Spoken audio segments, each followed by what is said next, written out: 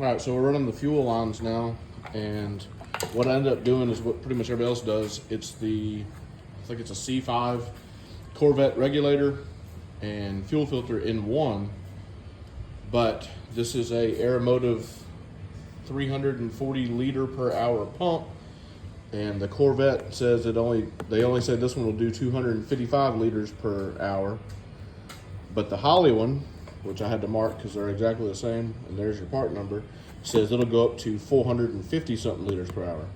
But once we take them out of the box, you'll see they're identical. Yeah. So that one's, it's got the right fittings on it. This one's the same. Almost identical boxes. This is a little bit wider than that box. Right. Visually, I can't see a difference. I'm just assuming something inside, there's got to be a difference, I guess. But yeah, they are definitely identical.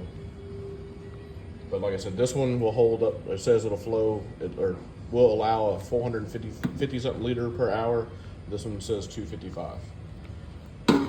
So this one came in the kit. This one was bought separately at Summit Racing. So obviously I'm gonna use this one because in the description it says it'll handle the pump that we have. This one says it will not.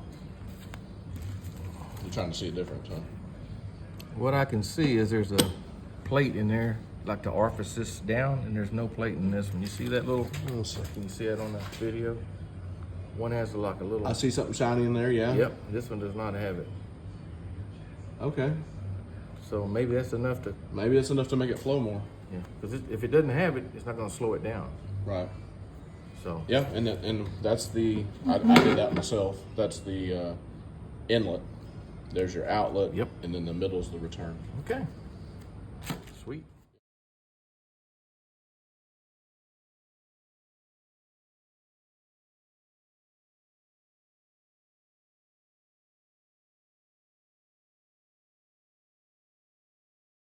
And then for fittings, I did real good. I believe, let's see.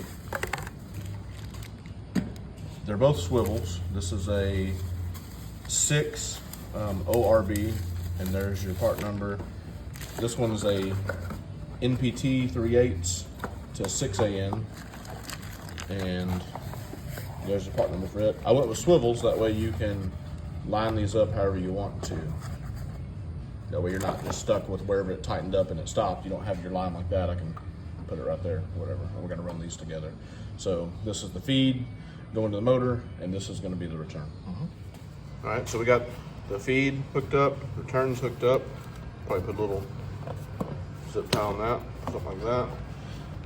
Got them running through the frame rail over to the Holley regulator and filter. This is your feed, this is your return, and then that's gonna go up. I gotta run that one along the frame up into the engine bay, and this part of the project is complete. So after we mounted it the first time around inside the frame rail, Dad was kind of pointing out that the exhaust is coming out there, and if I continue to run the fuel line inside the frame rail, it did look nice and clean, but with having headers and everything else, he was worried about the heat on the rubber line. Yeah. So it's still pretty clean looking, and you won't see any of this because the bed's gonna cover it. But so we went them on the outside of the frame rail now, and then remounted it pretty much about the same position. And we're gonna go up over the cab mount and so on. And then he's got a few of these left from his kit. Mine didn't come with it, unfortunately, but I think it's pretty clean. And it, like he said, he's not worried about it now because the muffler's gonna sit somewhere not exactly there, but somewhere in that general area. And that's just gonna be right here, maybe. Yeah. So that, for one, I couldn't even access that thing after where we had it. The regulator, it'd been hard to. I've seen them put them way up here, but it's gonna be right there, and then you could have room to run them in front of your tire. Yeah. That kind of would be great, but you'd have to have a. You know, like I said, like where we had it, it would have been. It's just you just worry about the heat. Yeah. So, and then another thing I forgot to mention earlier, these are set. I think at 58 or 59 PSI, which you're gonna get some people in the comments where we're saying, hey, the LT engines have to run at 80 PSI up to the direct injection pump. Not true, not true at all.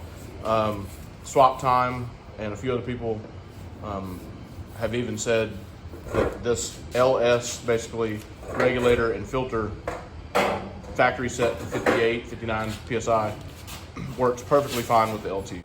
And the reason why I like it is just it's a clean install with the return coming out the back. You don't have to run two lines all the way up underneath the hood. But you could have went with like a traditional, regulator, EFI regulator, and you'd have to mount it on a firewall somewhere or whatever, and then run two lines. This way, it's real clean, real simple, and this is the exact same setup Dad has on his. I've forgotten what PSI pump he has, but he is running the regular one that came with the kit, the regulator. So, and his motor, a few times by accident, has been 7,000 RPM.